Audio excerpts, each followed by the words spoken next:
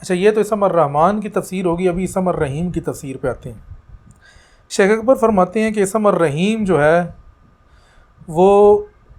اس کے نیک، اس کے سعید بندوں میں رحمت کا مبالغہ ہے، شقی بندوں میں نہیں۔ اب یہاں پہ تخصیص آ گئی نا، پہلی رحمت تو سب کے لیے تھی، چاہے مومن ہے، کافر ہے، نیک ہے، بد ہے، سب اس میں آگے۔ اسم الرحیم میں سارے نہیں آئے،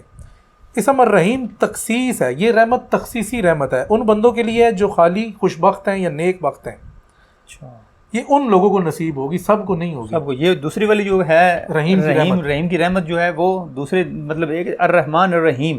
الرحیم والی جو رحمت ہے وہ خاص مخصوص بندے ہیں جن کو یہ نصیب ہوگی، ہر بندے جو کے خوش لیے نہیں بخت ہے، ہیں، خوش بخت جو ہیں،